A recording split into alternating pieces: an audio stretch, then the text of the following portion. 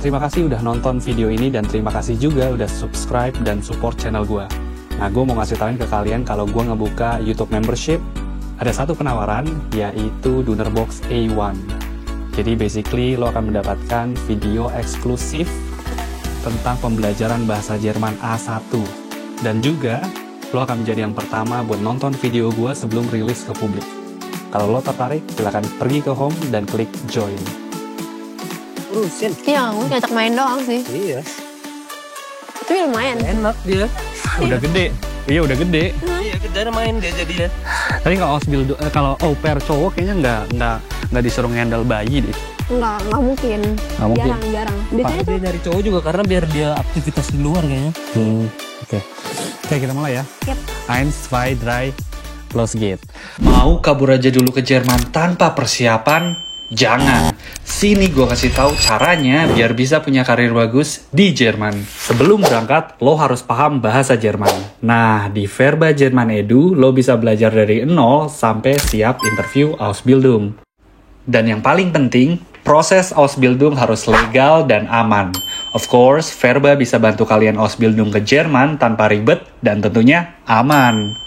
Jangan buang-buang waktu, siapin dari sekarang. Daftar kursus bahasa Jerman di Verba Jerman Edu buat siapin karir cemerlang kalian di Jerman. For more info, gue kasih link Verba di deskripsi.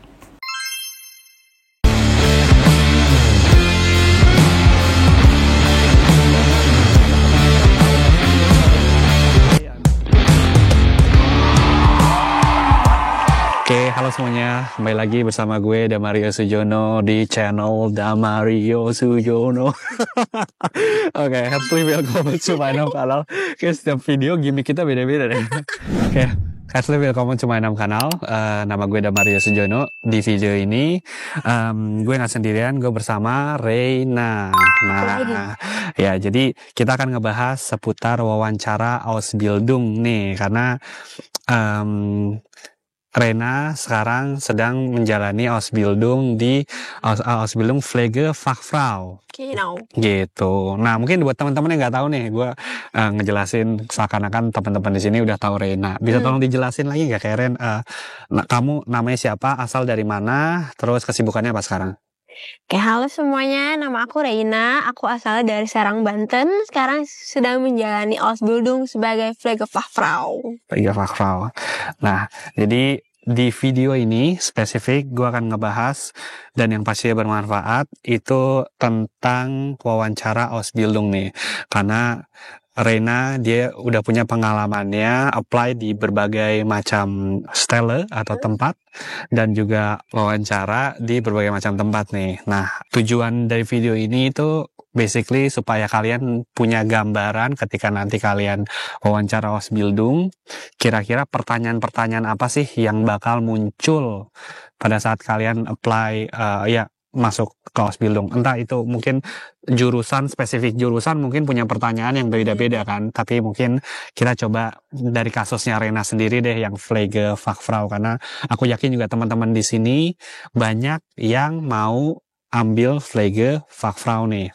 Atau Pflege lah, Ingesam gitu. Nah, Ren, bisa tolong dijelasin nggak kayak atau enggak kamu masih ingat ya kira-kira pertanyaan-pertanyaan apa aja sih yang kamu dapatkan pada saat apply Ausbildung Pflegefachfrau?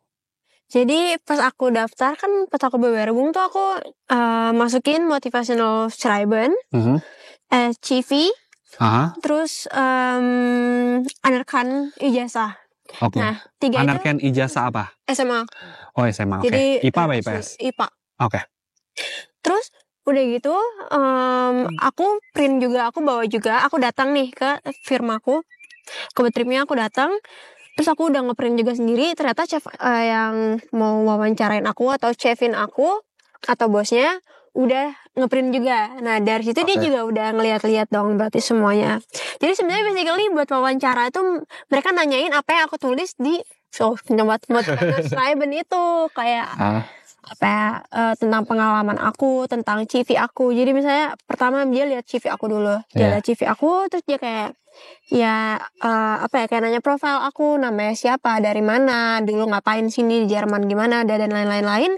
Dia nanyain, terus kayak misalnya, oh kamu ini ya ada pengalaman FS shot ya, gimana? Dia nanyain. Jadi dia tuh di situ kayak melatih, dia ngelihat bahasa Jerman aku tuh gimana sih gitu. Oke. Jadi dia nanya, oh kamu ada FS shot ya, gimana tuh FS shot? Oh makanya kamu mau kesini juga ya gitu. Jadi aku bilang, aku ada FS shot, makanya dari itu aku mau lanjutin lagi ke bidang yang sama, karena FS shot Oke. aku juga di bidangnya, aku kan di Behindertenmenschen, Aha. orang berkebutuhan khusus. Ya. Jadi masih dalam bidang yang sama kan dengan Pflege. Aku bilang karena masih dalam bidang yang sama dan aku suka, jadi aku mau lanjutin lagi. Oh iya menarik ya gitu. Terus dia buka Motivationsschreiben aku. Di situ kan kayak ada banyak paragraf-paragraf yang aku tulis, kayak profil aku gimana, terus kenapa aku mau Pflege kayak gitu. Nah dia juga nanyain lagi, kenapa sih kamu mau Pflege gitu. Pertanyaan pertama, kenapa kamu mau Pflege? Iya. Kenapa kamu mau Pflege? Terus aku jelasin yang kayak tadi aku bilang, aku mau karena aku waktu FS aku suka nih sama pekerjaannya, aku mau lanjutin lagi gitu. Oh oke, menarik gitu. Terus yang kedua, kamu bahasa, ditanyain juga, kamu punya sertifikat bahasa apa? Terus aku bilang, aku punya B1, tapi aku sekarang lagi les juga. Terus dia bilang, oh iya tapi kalau misalnya di Pflege harus B2 ya gitu. Nanti itu bisa nyusul. Sertifikat bahasanya bisa nyusul. Wait, maksudnya bisa nyusul tuh apa? Pada saat, bisa nyusul tapi Diterima dulu. terima dulu, abis itu kamu nyusul ngasih sertifikat bahasa. Iya. Oh, oke. Kalau dia masih nanyain, kalau dia dulu oke. Oke. Tapi ya mindestannya B1 lah ya. Terus lagi tuh bahasa, tanyain kamu punya sertifikat bahasa gini-gini. Terus abis itu karena dulu aku masih FS shot, ditanyain juga tempat tinggalnya di mana, karena kamu butuh visa nih. Itu visa tuh penting banget, karena kalau misalnya nggak ada visa aku nggak bisa mulai kerja. Apapun itu. Oke. Aku nggak bisa mulai sekolah, aku nggak bisa mulai kerja. Jadi dia nanyain, kamu tahu kan ABH Stuttgart kayak gimana? Kamu udah ini bikin termin gitu. Iya. Aku bilang, oh udah, aku udah bikin. Kebetulan kalau aku di Sindelfingen kan, jadi nggak kota yang kayak sebesar Stuttgart, di Sindelfingen. Jadi aku udah tinggal nunggu jadi aja waktu itu visanya. Tinggal nunggu jadi visa. Tapi belum, aku bukan tinggal nunggu jadi karena aku belum dapet vertrag. Tapi aku tinggal nunggu kayak aku udah dapat kontak-kontakan sama pihak ABH-nya. Yeah. Jadi nanti kalau misalnya aku bilang ke ABH-nya aku udah dapat nih vertrag kerja aku ke Sindelfingen, ngasih vertrag kerja aku, baru dibikin dalam sebulan langsung jadi. Bukan di Stuttgart tapi bikin. Aku bukan di Stuttgart karena dulu aku tinggalnya di Sindelfingen. Jadi pertanyaannya itu lebih mengarah ke lokasi kamu di mana, situasinya gimana, kamu paham nggak seberapa rumitnya dapat visa di Jerman, terutama di Stuttgart ya. Nah terus dia nanyain juga tempat tinggal, kamu udah dapet belum tempat tinggalnya? Karena dia waktu itu belum bisa ngasih aku tempat tinggal karena lagi dibangun tempatnya. Belum bangun emang dia? Enggak, jadi lagi dibenerin loh, bukan dibangun yang dari awal gitu sih. Lagi dibenerin kayak sini masih umbauan nih, jadi aku nggak bisa ngasih kamar, tapi dia bisa ngasih lapangan. List, ya kayak aku ada kenalan, kamu kalau mau kesini coba kenal ini email kayak gitu. Terus yang ketiga sekolah, ditanya kamu udah dapat sekolah? Karena Pflege itu kalau misalnya nggak di Krankenhaus, kan di panti jompo. Sekolah sama tempat kerja tuh dia nggak langsung nyatu gitu. Jadi kalau misalnya di rumah sakit kan, aku daftar ke rumah sakit langsung dapat sekolahnya sekaligus. Tapi kalau aku nggak, aku harus nyari sekolah sendiri, tempat kerja sendiri. Apakah itu spesifik di kasus kamu atau emang insgesamt overall itu Pflege itu nyari beda gitu, beda Richtung gitu, dua-duanya nggak sama?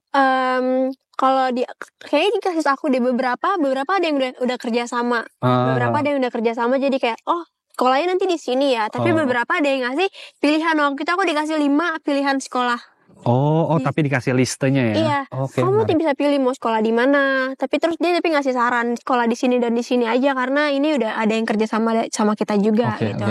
Tapi kayaknya mungkin di beberapa tempat kerja ada yang kayak gitu juga, karena di kolega-kolega aku pun ada yang dia milih gitu loh, dikasih harus daftar sendiri sekolahnya, enggak langsung daftar tempat kerja langsung dapat sekolah kayak gitu. Jadi dipilih gitu. Terus setelah milih sekolah dia pertanyaannya mungkin, tapi pertanyaannya sebenarnya lebih ke pengalaman sih, pengalaman dan kenapa. Jadi kita tuh harus kayak memperlihatkan kalau kita tuh benar-benar interest sama Flege. Walaupun kita nggak suka. Explore ya. Halo, gue mau ngingetin kalau sekarang lo bisa bergabung jadi member di channel gue. Sebagai member, lo akan mendapatkan akses video eksklusif ke lebih dari 45 modul pembelajaran bahasa Jerman A1, early access ke video-video baru gue sebelum rilis ke publik. Yuk bantu channel ini berkembang dan jadi bagian dari komunitas pembelajaran bahasa Jerman yang positif dan saling mendukung. Jujur ke teman-teman di sini, apakah kamu suka Flege?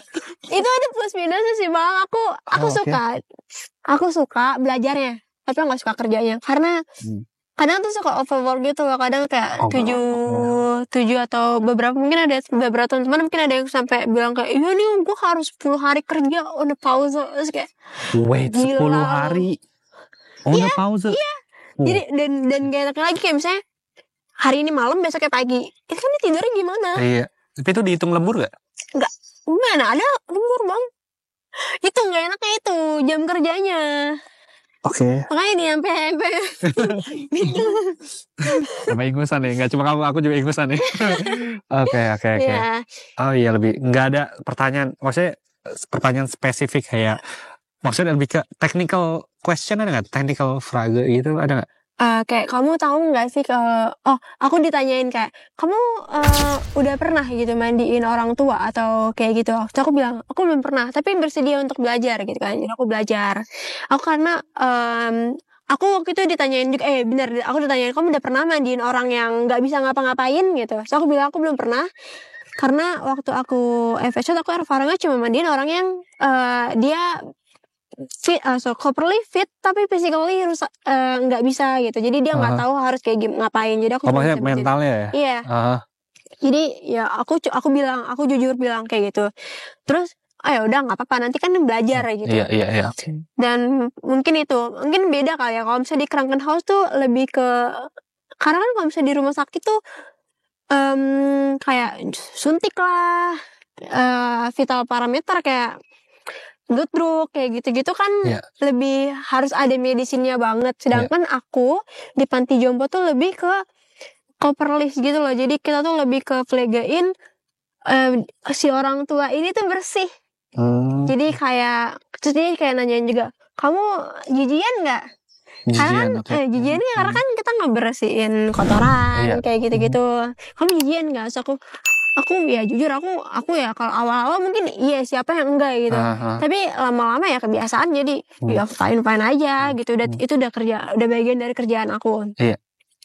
Terus udah sih itu aja. Dia nggak banyak nanya juga karena mungkin dari pengalaman yang dia, jadi lihat dari pengalamannya aku kayak gimana dia tanyain itu. Nanya atau kamu dites soal software skill komputer gitu nggak? Maksudnya kayak gitu. Bisa di Flege, kamu bisa ini Aku nggak ditanyain sih. Aku nggak ditanyain karena aku bilang aku belum bisa. Tapi mungkin buat beberapa kayak aku dengerin dari rumah sakit, kalau misalnya itu dia ditanyain kayak kamu bisa nggak blood drug, coba dong blood drugin aku gitu. Ini blood drug kayak gitu. apa sih bahasa Indonesia blood drug? Tensi tensi. Tensi darah gitu. Cuma aku belum itu, dan aku belajar di Ausbildung. Kan Ausbildung diadakan untuk belajar gitu. Belajar ya. Jadi nggak butuh pengalaman ya? Butuh ya. Nggak, technically maksudnya. Iya sih. Buat first timer pun bisa. First timer iya. First timer yang fresh graduate lah, itu jatuhnya bukan fresh graduate sih. Fresh from the oven lah, ya baru keluar dari sekolah gitu. Yang nggak tahu apa kayak apa nih? Aduh. Aku tidak tahu apa-apa. Itu jangan culik aku.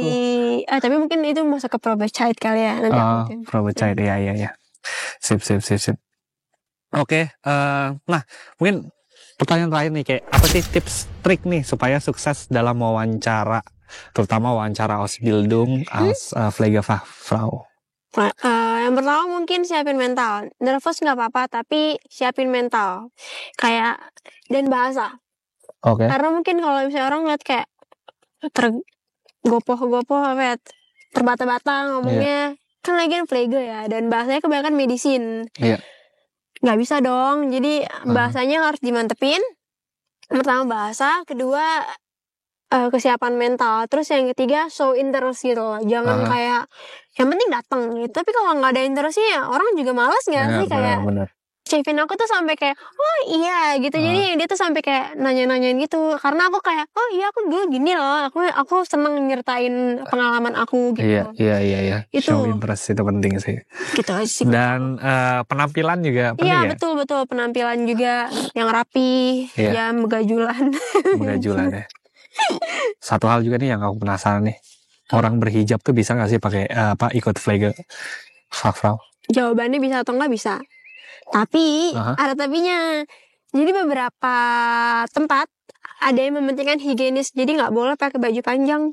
Kalau misalnya pakai kop tuh pakai kerudung, tapi kerudungnya tuh yang dilipat belakang gitu boleh. Terus ininya harus pendek gitu. Harus nggak boleh panjang. Aku nggak tahu detail teknisnya kayak gimana.